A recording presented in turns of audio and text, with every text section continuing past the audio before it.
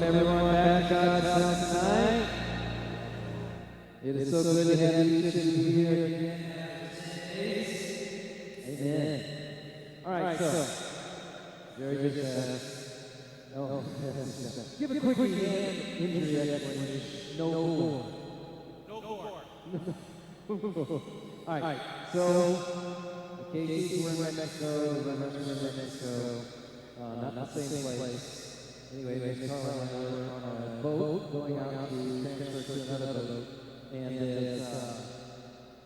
as the waves were kind of moving, the boats were shifting, I stabilized myself on the boat we were in, and the other boat came and smashed my finger and cut off the end.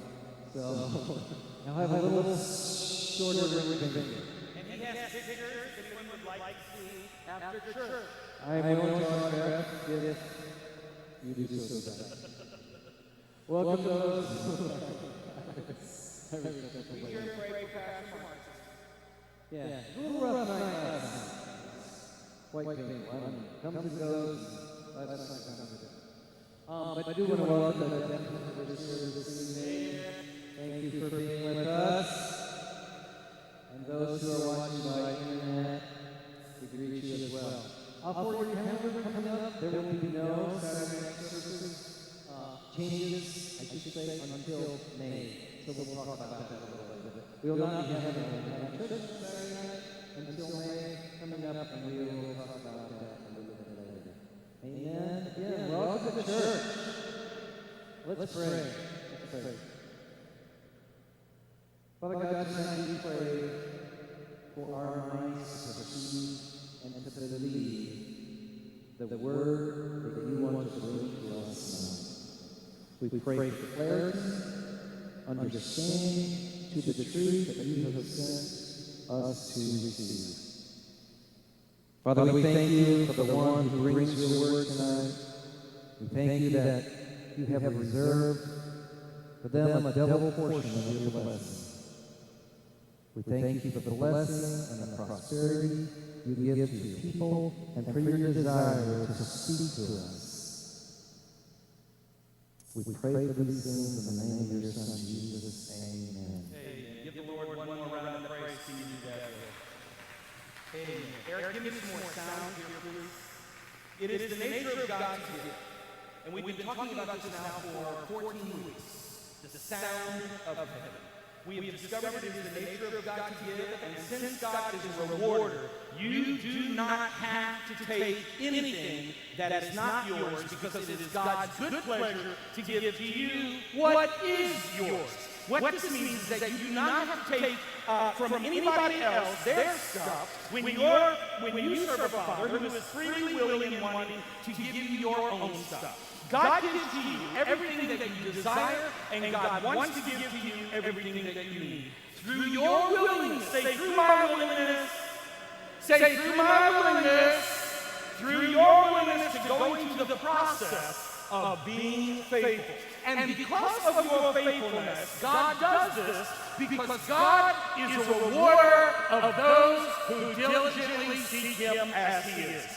So you can shout when other people are promoted. You can say, I can thank God with you because you being promoted does not keep me from being promoted. Because the same God that raised you up has the same power to raise me up. I can rejoice with you when you are excelling in an area that I am struggling in, because I don't have to sink your boat to make mine float. And I don't have to chop you off at the knees to make me look tall. Because if I choose to rejoice with you over your blessing, the same God that has blessed you is able to raise me up in a different blessing of the Lord. Because you ain't my competition, because there ain't been another one just like me. Somebody give God some praise for him.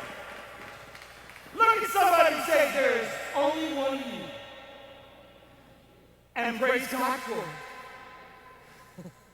And since there is only one of you, understand, you cannot be my competition.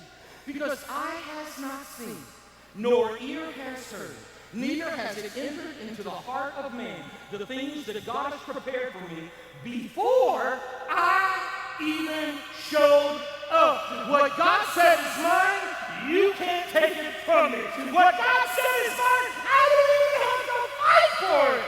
What God said is mine is the Father's good pleasure to freely give to me. Understand this clearly, church family. That the test that usually comes most of the time is in God letting you see somebody get their breakthrough before you get your breakthrough in the exact same area that you have not yet broken through on. And sometimes it's hard to say, praise the Lord for your stuff, because all my stuff is gone. But praise the Lord for your stuff anyway, because God is always good, and God is always just. Can I get a yes and an amen? Don't listen. We have a few visitors tonight. Don't start like a TV Baptist crowd. Okay, I need a little feedback here. Don't forget what I said many weeks ago. That the spirit of greed is in partnership with the spirit of the thief. Greedy people are in partnership with the spirit of the thief. What that means is that you want something out of time. You want something out of process. You want something out of faithfulness without merit, without you doing the necessary work associated with it. And when you do not have process and you do not have faithfulness, the result of that is that you do not have accountability.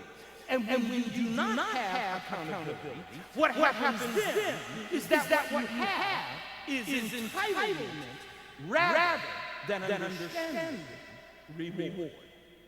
This is a big part of the problem that we have all throughout society and the world today. Because so many people are doing their children a disservice by giving them things when they have done nothing of merit to deserve them. The result of that happening is that produces within them a spirit of entitlement. You can see that is happening almost everywhere. Many parents are not teaching their children the system of God's reward. We serve a God who has a reward system in place. What they are actually doing is they are teaching them the system of entitlement. Know this right now for certain, that the world does not owe you something just because you showed up and you're breathing some air. This is how it really works. Because since God is a rewarder. Look at somebody say, you may not like this part. Because God is a rewarder, faith demands risk.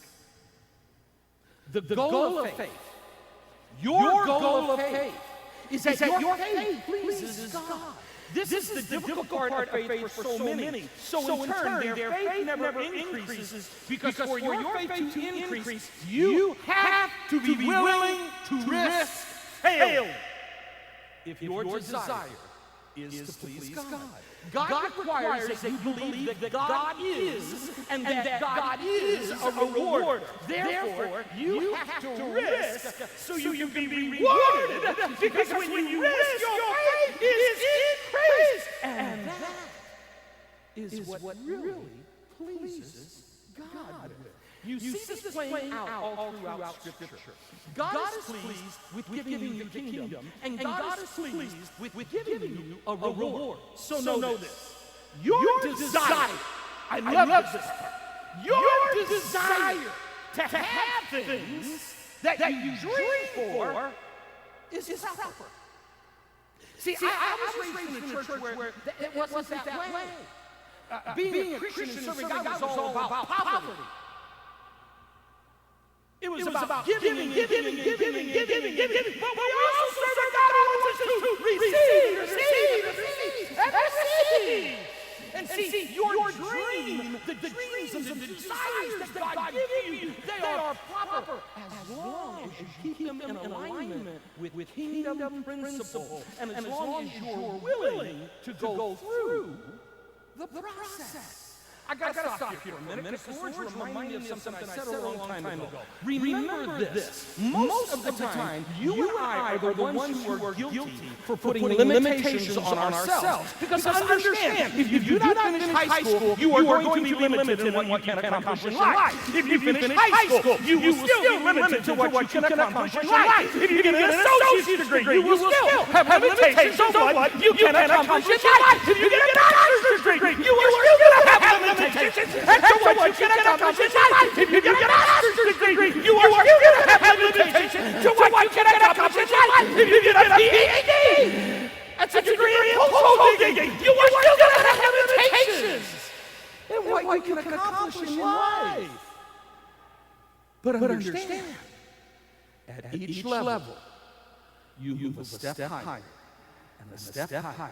Now listen. I am one of those who will never downplay education. Even though I do not have, I never finished a bachelor's degree. I never found one that was worth finishing. I have enough college credits to have about 3 or 4 of them. Okay? But understand this. I learned that if I trust in the Lord, and I had a mentor tell me this, and I'm going to share this with all of you, and those who may be watching by him. I had a mentor many years ago tell me this. He said, Jerry, the difference between winning and losing is only that much. If you're willing to work that much harder than everybody else, if you're willing to show up to work just a little bit earlier than everybody else, if you're willing to stay just a little bit more, and do just a little bit more, and smile just a little bit more, and bad talk about the boss a little less more than everybody else, you'll be amazed at what God can do. And there's going to be times when it ain't going to be about working 8 hours and 10 hours and 12. It may be working about whatever you got to work. There was a time in my life when I was between churches, I worked 3 part-time jobs just to make enough money to keep food on the table for Cindy and I and the kids, and to get things done. And she would go to work every day. At my very first church I worked at back in 1979, I was full-time at a church, and they paid me $100 a week to be in charge of the youth ministry and the music ministry. And you have to understand, back in 1979, car loans were 16%.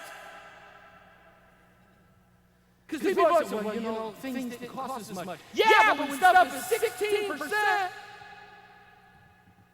I was lucky just to have a car that I could stick a screwdriver in and start it.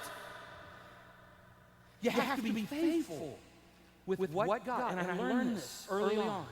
You have to learn to be faithful with what God has already given you, for God to trust you, and to be able to be faithful with more.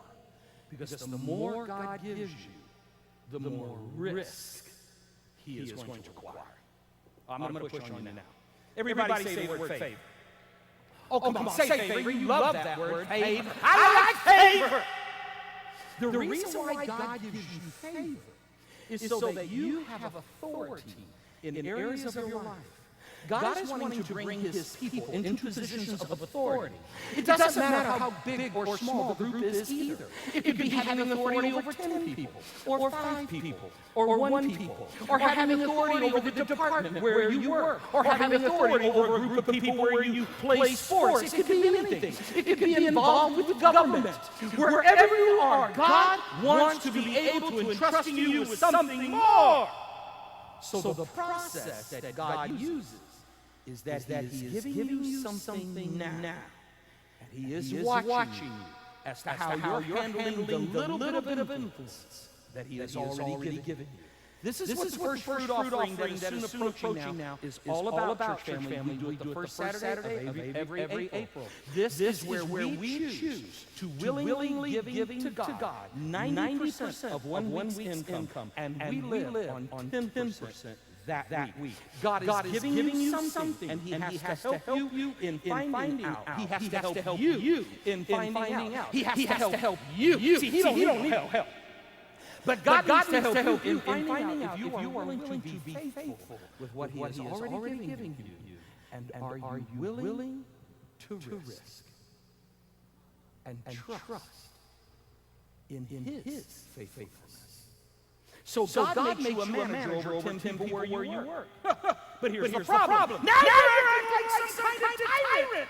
And so he cannot trust you with the city. And he can't trust you with the company. Because you're not being faithful with what you already have. So the key that you need to understand is that the favor that God gave you is not just for you. The favor that God has given you is to make things better for the people who are around you. And if you can make things better for the people that are around you, if the lives of those that are in your influence, that are around you, are enlarged and increased and expanded, God will give you more favor. Somebody shout yes and amen. Everything changes when God's kingdom comes. Everything changes when God speaks. Everything changes when you hear the sound of Jubilee. Everything changes when you make the choice to trust and to believe and to obey in God and risk what you have for God. I have risked all that I have, my reputation or whatever. I will speak forth the prophetic word of God, whether I can see it happening or not, because I hear the sound of the abundance of rain. And the sound of Jubilee is coming to the church. Oh, wait. It's better. When you go all the way back to Leviticus chapter 25, and you study the sound of Jubilee, and we've been studying it now for 14 weeks, and you're probably thinking, what more is there for us to learn? I've got a whole lot coming. When you hear and you study the sound of Jubilee, what you found was that the trumpet that made the sound of Jubilee back then also was used to make other sounds. It made the sound of battle. It made the sound of retreat. It made the sound of stand still and rest. The same instrument was used, but was able to make different sounds. And so is you. You are to be making different sounds. You're to be matching the sound of heaven and the sound of God. And remember I talked about this for a few weeks. You also have to match the tone. When the sound of Jubilee was heard in the Old Testament, it meant that all debts were canceled. Nobody has any debts out here? Mike, I know you have a house payment. Would you like it canceled right now? Yes! All bond servants who are working to pay something off had to go free. And all land had to be returned. Watch now. All land had to be returned. I missed this for so many weeks as I was studying. And then God revealed it. All land had to be returned to its original owner. Here's what you need to know also about Jubilee. The Word of God says that when Jesus Christ returns, that he will return at the sound of the last trumpet. Am I right?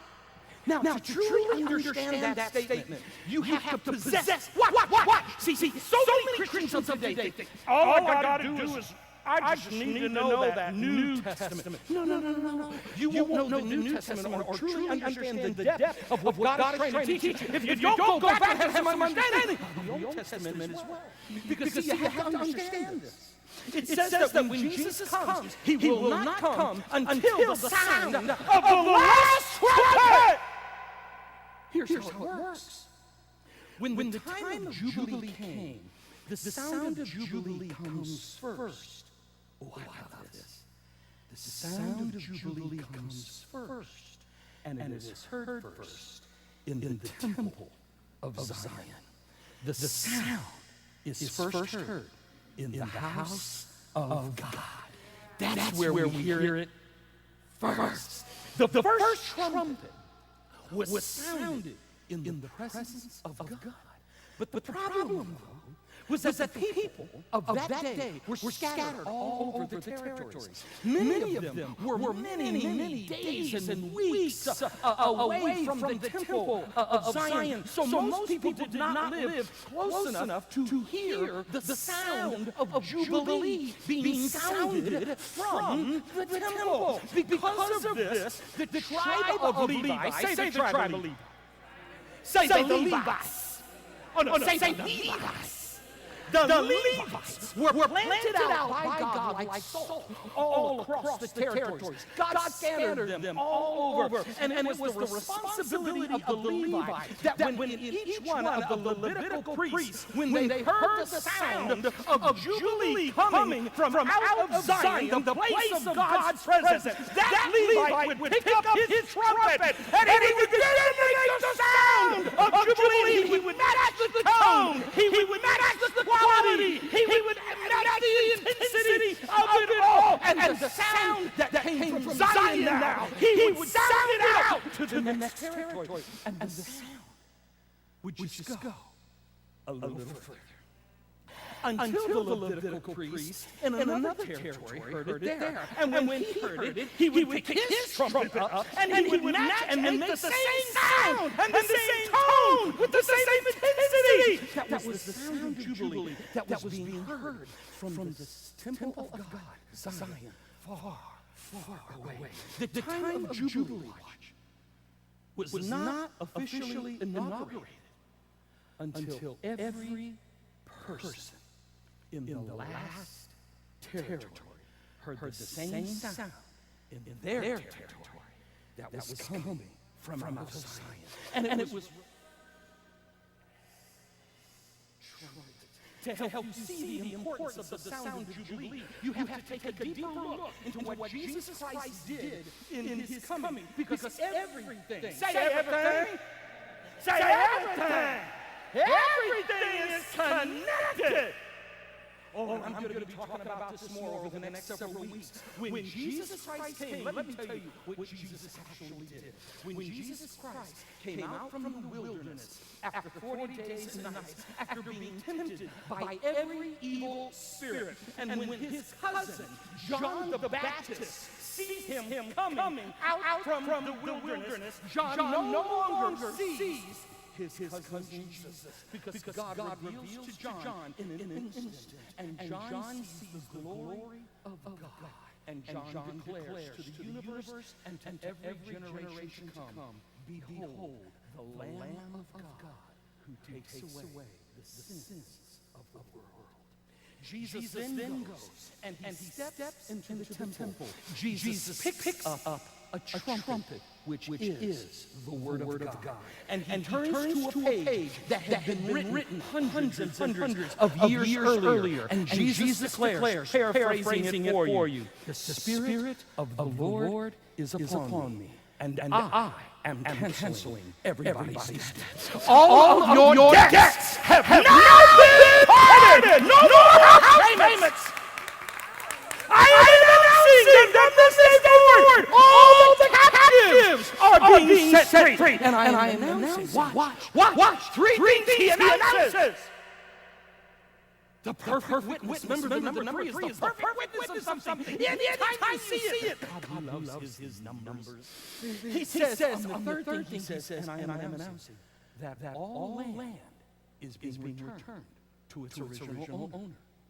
Jesus is sounding the sound of Jubilee. But stop, because something deeper and profound is also being spoke there that I hadn't seen before, Jerry. Jesus is saying, in just a few moments of time, that what the first Adam should have done, I am restoring, and I am setting back into proper order what God created. And by the way, if you did not know, the land is not yours, because the land belongs to God. I have come to let the devil know that this is not his earth. The trumpet of Jubilee is being sounded, and when it is sounded, all the property goes back into the hands of its original owner, and the original owner is God, not you! And Jesus is saying to you, this is the sound that I want you to make.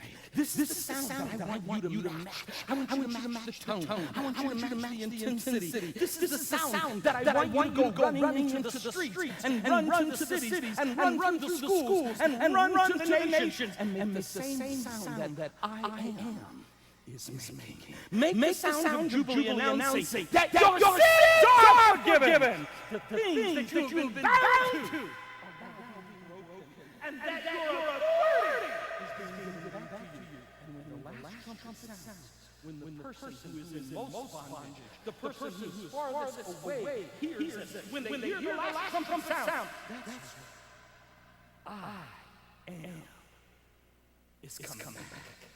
So what I'm saying to you tonight is why don't we start now making a sound of victory? Why don't we start now making the sound of Jubilee? Why don't we begin making the sound that we hear heaven making every time we come into his house? Can I get a yes and an amen? Now, wait. Thank you for applauding, because that's exciting. But please believe me in this, for this is certain and this is so true. Everything changes when we hear the voice of God. Everything changes when you come into his presence and you hear the sound that heaven is making. The enemy, and I've taught on this so much this year, the enemy has worked so hard convincing people that they do not need to be in the house of God. I don't need to go to church. Yes, you do. Because this is the gate of heaven. This is the place where heaven and earth meet in the house of God. In the presence. Listen. I know you think you and Jesus got your own thing. It's the same thing. Ain't happening. Read a Bible, crack a book open once in a while. Study a little theology. Not the same thing. You and I are connected. Whether you want to be or not. Because everybody connected to Jesus is connected to Jesus, and we're all connected to Jesus. So we're all connected. And you have to understand that when we come into this place, there is a sound that is created that is different every time. Let me share with you why it's so different. It is different because we never know who is or who is not going to be here. Yeah, that's true. Watch this. It is also different every time because I don't know what you have or have not been through. When you come to the house of God and we gather together, I taught on this for so many weeks last year. We gather together. We gather together. We gather together as one. As what? We gather together as what? One Lord, one faith, one God, one baptism, one Spirit, one word. We gather together as what? One. I can prove it to you. There were times I remember when Billy Graham used to do his big crusades, hundreds of thousands of people would gather. But as they all gathered together as one, people sitting in that crowd could hear the voice of God for themselves. Because God loves to speak. Yes, he does. And see, when you come in each week, I don't know if you've cut your finger off and are hurting and in pain. And when you come in now, and we know that, we feel that pain. Yes. You don't trust me? If you don't believe me, look at pictures. You'll feel his pain. If you've had a tough week, you're hurting. You've had the loss of a loved one. We feel. We sense. We know. You're not as good at wearing your mask as you think. Most of us wear a mask like the Phantom. You only have half of it on. You're just not that good. And then, watch this. Others come in. They had a great week. They just kicked it, man. They sent the enemies of hell scattering everywhere. They're on victory. They're on a mountain. And when you come in, see, that's why we need each other. Here. I'll make this very humanistic. You know why we need here? Why God created the church and has us coming? Because of this one reason. Misery. And who wants those folks around? No, you got to come here so you got some what? Balance. Yes! Go home! Delete 90% of the people you got on Facebook. I'm serious! Because it's misery. They should call it Misery Book.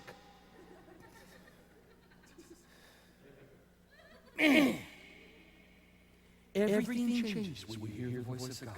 Everything changes when you hear the sound that heaven is making. Everything changes. Watch! Everything changes when you choose to agree with what heaven is saying. And you choose to go seeking and duplicating the sound and the tone that comes from God. Strongholds are broken!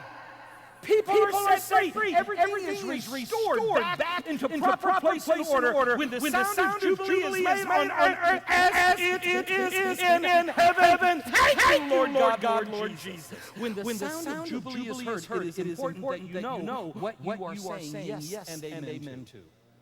Now, I got to do a little teaching. You got to know what you're saying amen to. See, this is a problem we have. It's important because you need to understand that there are many voices in the land. The Word of God talks about it. Every voice, listen to me. Every one of those voices carry a message. Every voice you hear. Every voice you hear. I don't care where you are. Every voice you hear, audibly, in written form, on Facebook, every thought, every opinion, every message that you hear is speaking for one purpose only. Every voice. I don't care if it's on news, radio, newspaper, wherever it is. You got to get the church family. Every voice you hear is speaking for only one purpose, and it is for the purpose of soliciting real estate in your mind.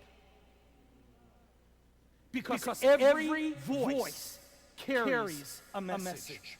And the voice that you amen. Oh, listen.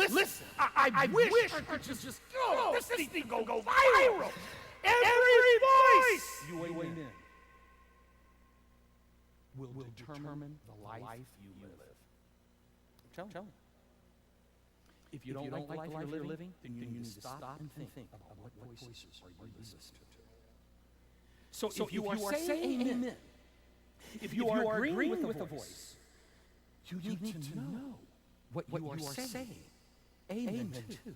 And please, when are we as people going to finally grow up and mature that everything you hear on the news, read in the news, is not something you should necessarily amen? You don't know.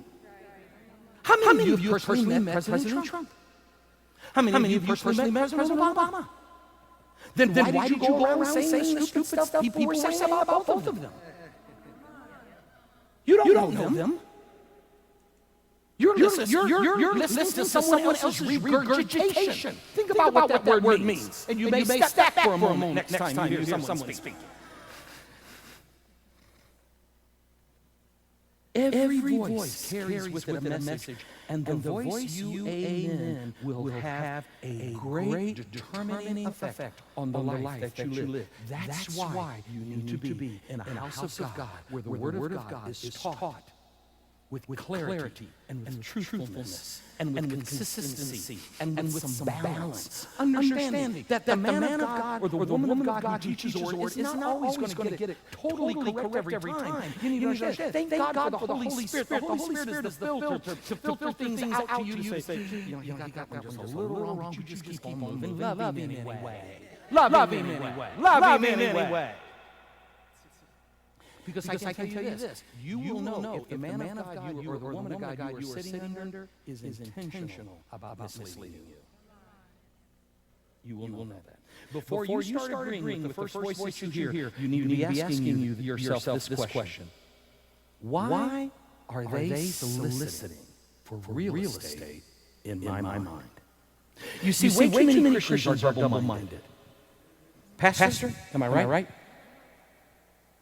Good pastor friend of mine here for many years. He and his wife. Give the Lord some praise for the man of God and the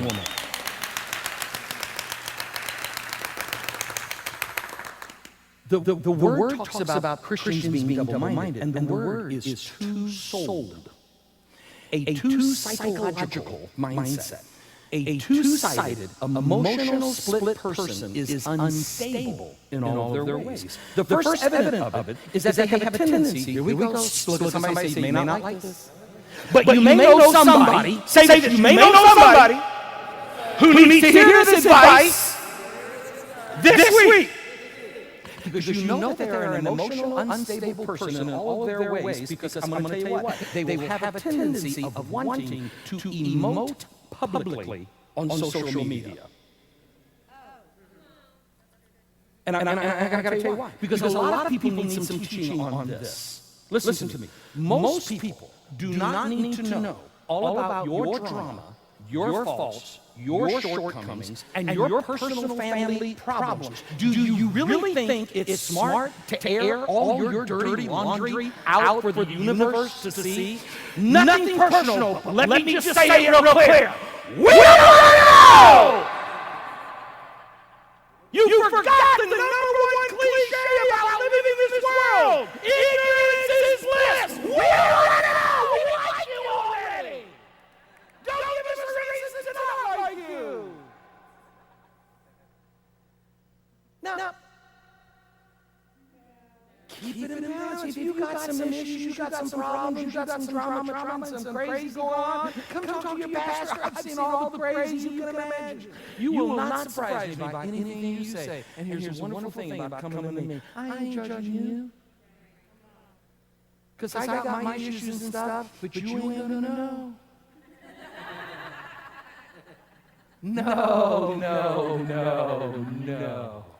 No, if you knew, and don't ask her, because she ain't going to tell you. If I know things about her you do not want to know. Can I get a name from every husband and wife? There is just some stuff. This guy comes into my office today. I'm feeling, because, man, that hurts. And he has to immediately start putting the pill and blow him up on blow his finger that's half shot. Look like he got shot with a gun or something. He's not lying to me. I know he was going like this to her, and she bit it off. You're not kidding me. I know there's more to this story. He was either smart enough with her, and she was pushing him out the boat, and he grabbed to stay on. There's something going on. Be careful of every voice you hear. Watch this. You had to go there. See, I didn't even have that written down there. He says, and sometimes it's that one. Yes. Does not the word talk about that? Just because I hung a sign on the building and called it a church doesn't make it one. Just because somebody decided to get on the internet and buy an ordination certificate. Listen, you can get your dog ordained nowadays on the internet if you want. Okay? And what's going on all over the world now? You gotta know. Come on, say it. I gotta know. And think about this. When you really stop and think about it, there are literally thousands of Christian groups out there now. Southern Baptist, Northern Baptist, General Baptist, First Baptist, Third Baptist, Methodist, United Methodist, Divided Methodist, Lutheran, Evangelical Lutheran, First Lutheran, used to be Lutheran, Presbyterian, Vegetarian, Librarian, and I don't know! No wonder we're so confused! Thousands of groups of Christians. And what amazes me about it all is that we are basically, are we not, reading more or less out of the same book? And all churches have some form of giving and fundraising, whatever it is, and they all have different forms of worship and praising God, and they all have different forms and elements to them that are pretty much the same, but the groups that we are part of many times become a part of what? We. Amen. That happens because most people do not always know properly how to deal with a speaking God who speaks to us many times through His Word. We do not know how to hear the voice of God in the midst of all these pages that are written. I'm not trying to unsettle anybody tonight. But again, and I told you this, I consider myself a good pastor if I push on you and pull on you. And I'm not trying to unsettle anybody, but if you read enough Scripture, you will find Scriptures that appear to contradict themselves. Hebrews chapter 11. I'm going to start there tonight to build on this for you, and then we're going to continue next week. Hebrews chapter 11 is basically teaching you that God spoke to us in times of old through prophets, but that now God has chosen to speak to us through one who is a Son. Different translations will say it in different ways. In the King James translation, it says in various times or in sundry ways. Basically, the Scriptures are saying that God has spoken to us using many methods. One of them as prophets, which was mentioned. So God has spoken to us in many ways, in various ways. But in these times, God has chosen to speak to us through one who is a Son, whom He appointed heir of all things. So you have to begin with this understanding that God uses more than one method to speak to you through.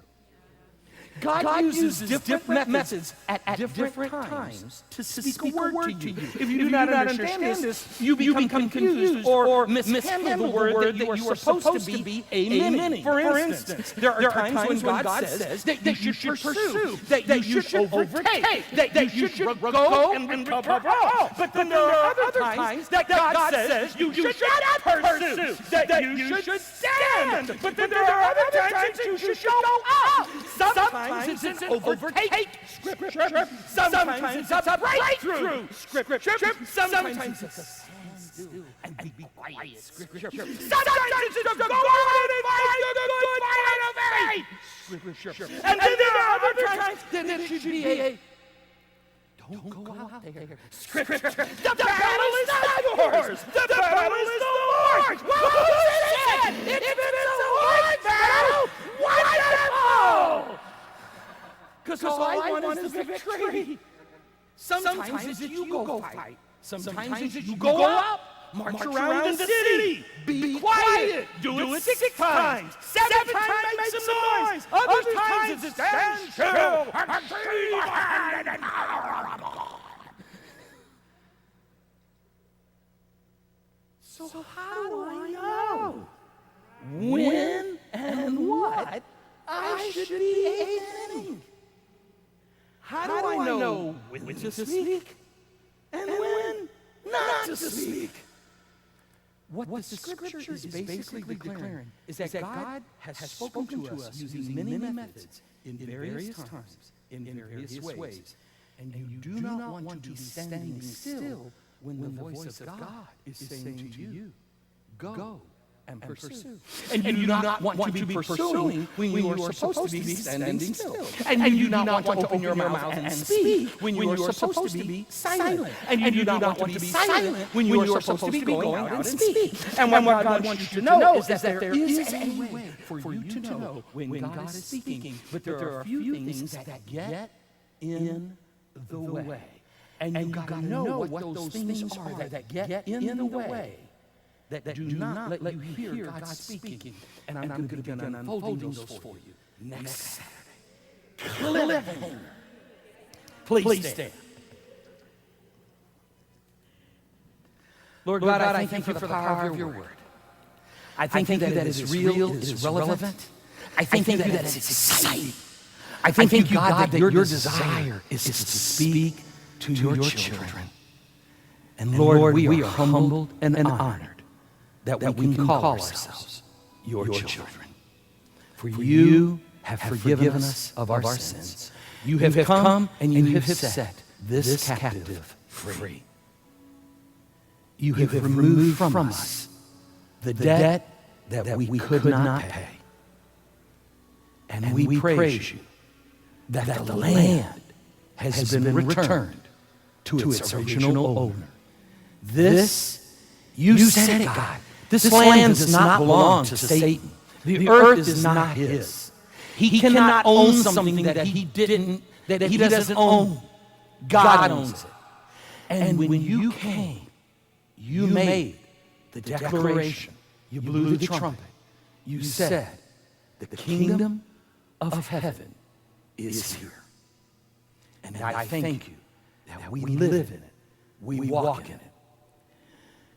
The enemy of God is not the commander. His no is not greater than God's yes and amen. And so we say amen to what is being sounded in the heavens. We thank you, Lord, for each person here tonight. God, maybe, I don't know, Lord, maybe I'm just too much of a child at times because I just think this is the coolest thing. Because none of us are here tonight by accident. Lord, if there's one thing I've learned, you're an on-purpose God. You do things on purpose, not by accident. And Lord, the word that you've given us tonight, I know that there's parts of it that is for our own spirit and our own soul and our mind to grab a hold of. And Lord, I also know, though, that you're gifting us with knowledge and wisdom to be able to go out now this week and to be listening to you about when we are to speak and when we're to take this word of biblical scriptural practicality and birth it into someone else. Lord God, I thank you for hearts and minds that you're opening for us this week to be able to invite others to this place of worship. I thank you, Lord, for every person in this room.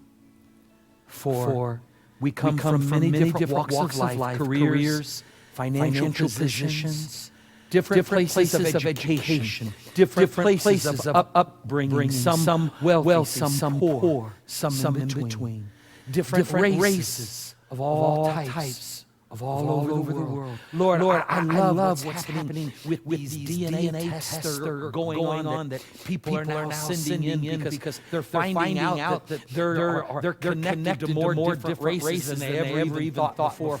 So this whole thing about racism and prejudice, that thing's about ready to go down the toilet. Because Lord, I know I got some black in me someplace. I'm not sure if it's Haitian or African American, but there's somebody in there someplace down the road. Because if you go back to Adam, somebody accidentally got together. I just know that probably, Lord. I'm a realist. And I thank you that by the blood of Jesus Christ, we are all brothers and sisters. And we are the body of Jesus Christ.